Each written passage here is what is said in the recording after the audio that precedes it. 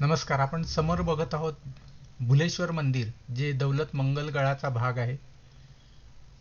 इथे उजवीकडून यवतकडून आलेला रोड आहे. शेजारी माळशिरस घाट आहे. माळशेज नव्हे, माळशिरस घाट. आणि डावीकडे गेल्यानंतर माळशिरस गाव लागतं आणि पुढे सासवड लागतं.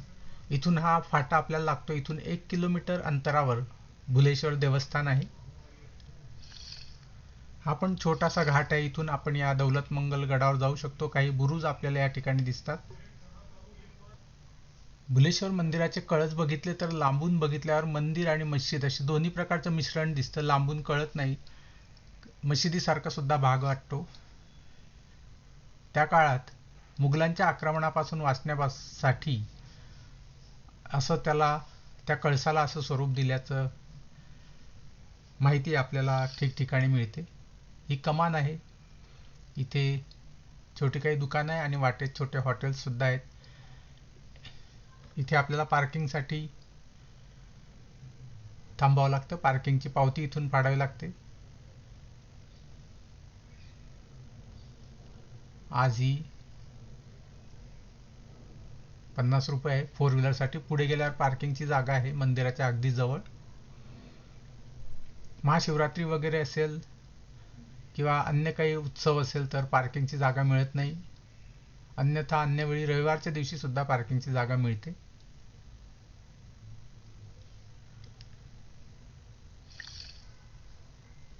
ही पार्किंग आहे. पार्किंगमध्ये बघा, व्यवस्थित गाड्या लावल्या तर सर्वांना जागा मिळते. पुढे 2 व्हीलर सुद्धा आहेत. हा एक, जसं मी म्हटलं, हा एक टेहाळणी बुरुज आहे, कारण की हा दौलत मंगल गड आहे आणि या गडावर हे भुलेश्वराचं मंदिर आहे.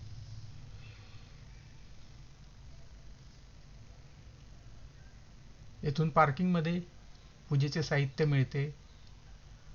येथील स्थानिक ज्या भाज्या आहेत, वांगे आहेत, मटार, मेथी, कोथिंबीर, कैऱ्या, चिंचा असा बराच रानमेवा सुद्धा इथे बघायला मिळतो. इथे पुढे गेल्यानंतर आपल्याला पूजेचं साहित्य मिळतं. इथून उजवीकडे आपल्याला जायचं आहे.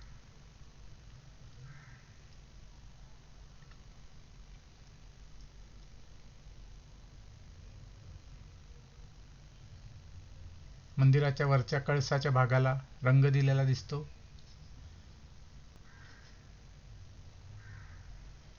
आपली पादत्राणे इथे काढून पुढे आल्यानंतर आपल्याला पूजेच्या साहित्याची दुकाने दिसतील. येथे आपल्याला फुले, नारळ, कंदीपेढा, काही छोट्या मूर्त्या, किचेन असे छोटे छोटे साहित्य दिसले. इथे आज भेट द्यायला काही फॉरेनर्सचा ग्रुप सुद्धा इथे दिसला.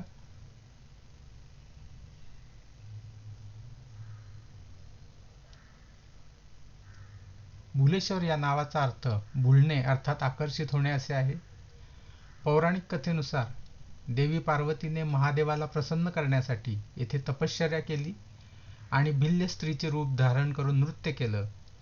त्यांच्या या रूपावर महादेव भुलले अर्थात आकर्षित झाले, म्हणून या ठिकाणाला भुलेश्वर असे नाव पडले आणि या घटनेनंतरच त्यांचा विवाह कैलास पर्वतावर झाला, अशी माहिती येथे भेटी देणाऱ्या काही पर्यटकांनी सांगितली. प्रवेशद्वार अतिशय सुंदर आणि इथे असलेला हा शरभ प्राणी, की जो पुराणात त्याचा उल्लेख आहे आणि सर्व वाईट कृतींपासून रक्षण करण्यासाठी असा सर्व शक्तिशाली. या मंदिराच्या प्रवेशद्वारावर असलेली विनायकी मूर्ती ही एक वेगळं वैशिष्ट्य इथे सांगता येईल. स्त्री रूपातील गणपती अर्थात विनायकी मूर्ती ही इथे वेगळी आहे. अशी माहिती मी वाचली की भारतभरात कुठेही अशा पद्धतीची विनायकी मूर्ती नाहीये. खूप दुर्मिळ आहे. ही ती विनायकी मूर्ती आहे.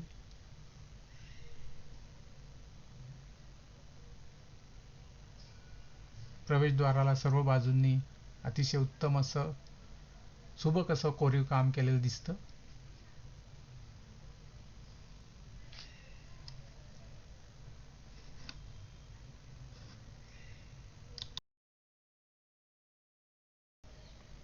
संपूर्ण मंदिर हे हेमाडपंथी शैलीमध्ये आहे. त्याचे स्तंभ अतिशय रेखीव आहेत. यावर रामायण, महाभारत, समुद्रमंथन अशा विविध प्रसंग या ठिकाणी कोरलेले दिसतात. अनेक मूर्त्या या ठिकाणी तुटलेल्या आहेत, तोडलेल्या आहेत. मुघल आक्रमणांनी त्या मूर्त्या तोडलेल्या दिसत आहेत.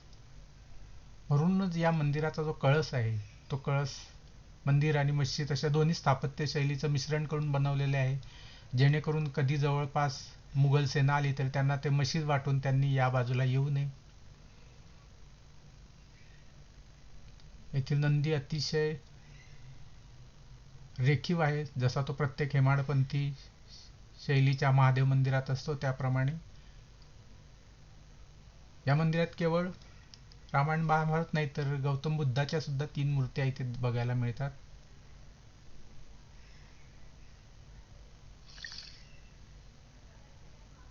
अतिशय कठीण खडकाला मऊ खडूप्रमाणे कोरल्यासारखे इतके रेखीव बांधकाम या पूर्ण सभामंडपात दिसते. यक्ष यक्षिणी जे या स्तंभाचा भार पेललेले असतात, यावरील घंट्या आणि त्यांच्या छोट्या घंट्या यांची साखळीची रचना सुद्धा अतिशय कोरीव आहे. दगडातील बांधकाम आहे असा विश्वास बसत नाही.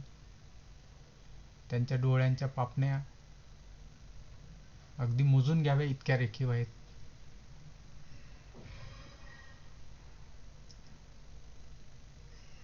प्रवेशद्वारापाशी मंदिर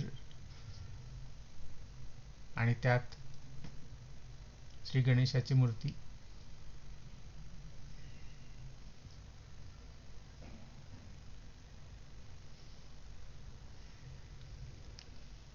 महाशिवरात्र किंवा तसा अन्य महोत्सव नसेल तर 5 ते 10 मिनिटात आपण पोहोचतो. मोठी रांग नसते.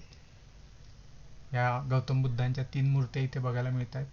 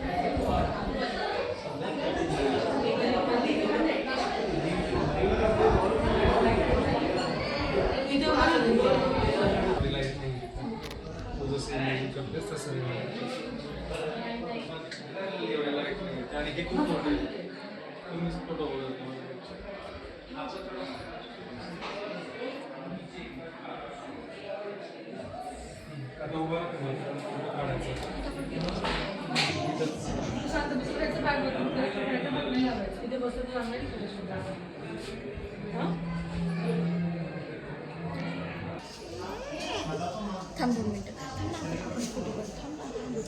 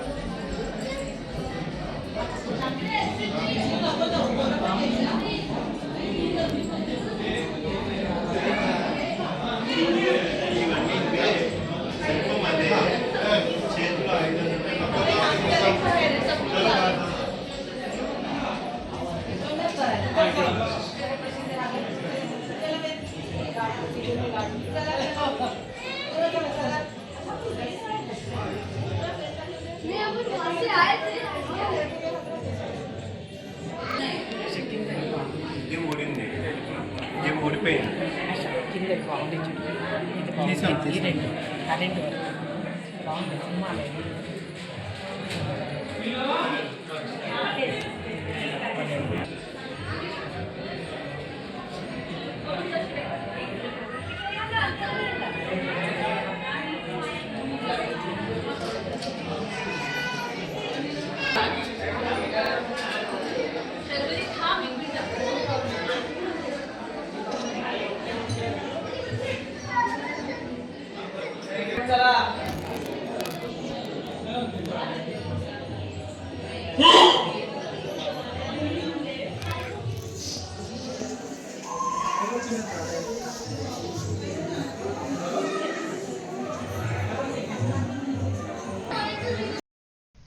हा रामायणातील प्रसंग असावा असं दिसतंय. राम आणि रावणाचे युद्ध, आणि यात वेगळेपणा असं दिसतोय की यांचे जे सारथी आहेत त्या महिला दिसत आहेत दोन्हीकडे.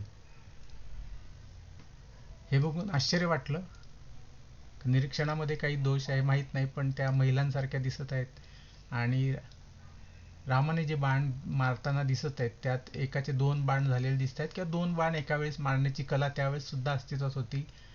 बाहुबली चित्रपटात आपण एका वेळेस 3-4 बाण मारण्याचे दृश्य बघितले असेल. इथे सुद्धा श्रीराम 2 बाण एका वेळेस मारताय असं दिसतायत आणि खाली ह्या महिला सारथी हा एक प्रागतिक विचार इथे दिसतोय. रामायण महाभारतातील अनेक प्रसंग इथे चितारलेले आहेत. आपल्याला पुरेशी माहिती नसल्यामुळे कदाचित लक्षात येत नाही कोणते प्रसंग आहेत किंवा त्यांची मागची कथा आहे. येथील चित्रे, मूर्त्या बघताना त्यांची आभूषणे, त्या काळातले रथ बघा, हे सर्व 12व्या-13व्या शतकातील कोरीव काम आहे. त्यांनी घातलेले आभूषणे, त्यांची दागिने, त्यांच्या हातात असलेली शस्त्रे,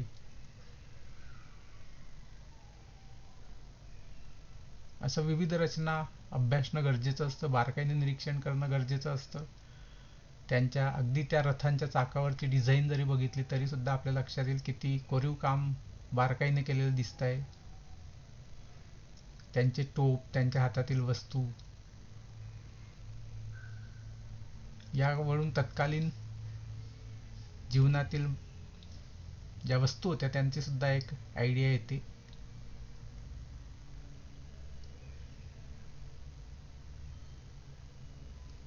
हेमाडपंथी मंदिराचं वैशिष्ट्य असलेले चौकोनी स्तंभ आणि त्यावर नक्षीकाम, पानं, फुलं आणि रामायण महाभारतातील कथा सर्वत्र आपल्याला बघायला मिळतात.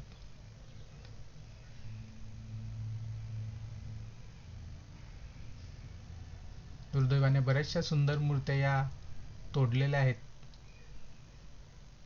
आक्रमकांनी. तोडलेल्या आणि मुख्यपणे त्यांचे चेहरे फोडलेले दिसत आहेत.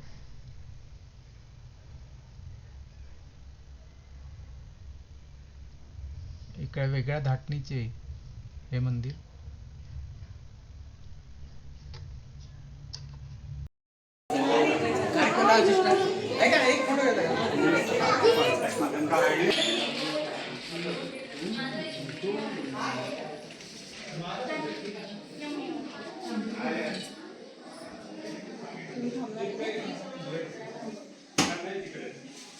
देख वहीं पे, देख तेरी वहीं पे रुक. अच्छा फोटो आ रहा है.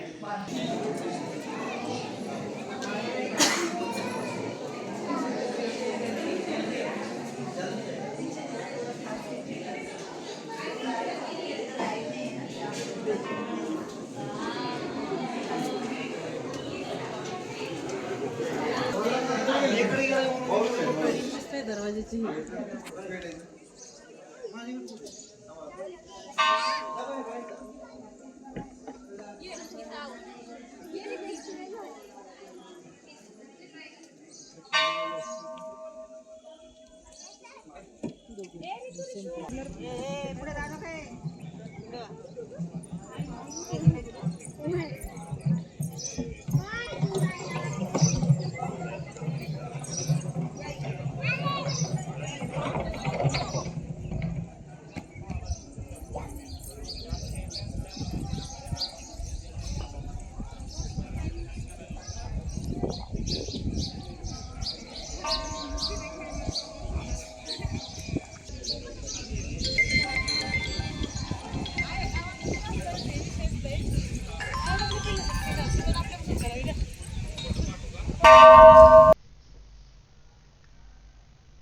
मंदिराच्या समोरच्या बाजूला हे आपल्याला रांग दिसत आहे आणि हे प्रवेशद्वाराची पायऱ्यांशी असलेल्या सुंदर सुबक मूर्त्या बाकीच्या फोडलेल्या दिसत आहेत.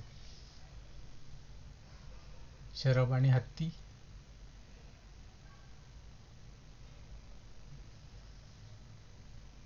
आणि हे समोर भुलेश्वर मंदिर. याच्या अगदी समोर आपल्याला खाली उतरल्यानंतर डावीकडून जायचं आहे, जिथे एक श्रीराम मंदिर आहे.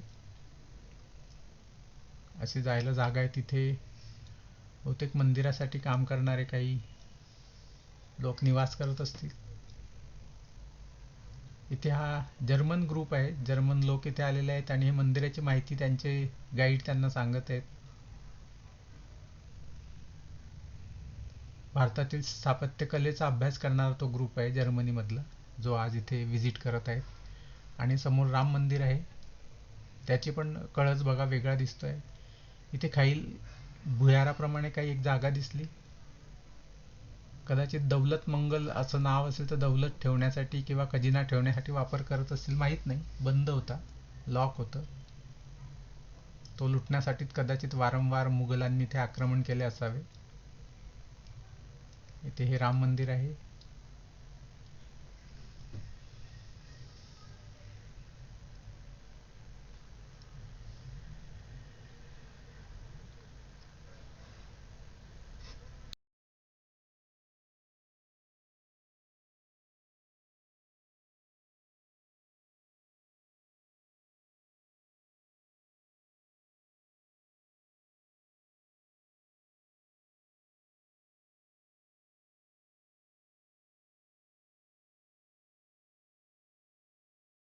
असे भुलेश्वर मंदिर सासवड आणि यवत या रस्त्यावर आहे.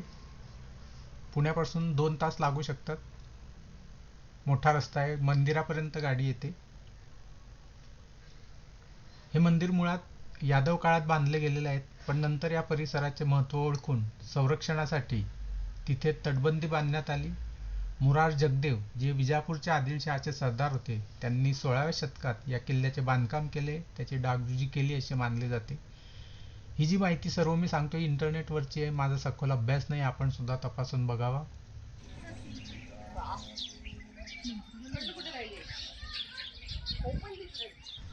पुण्यातून जाऊन येऊन एका दिवसात होईल असा काही प्लॅन करत असाल तर श्री भुलेश्वर क्षेत्र हे निश्चितच त्यासाठी योग्य पर्याय आहे.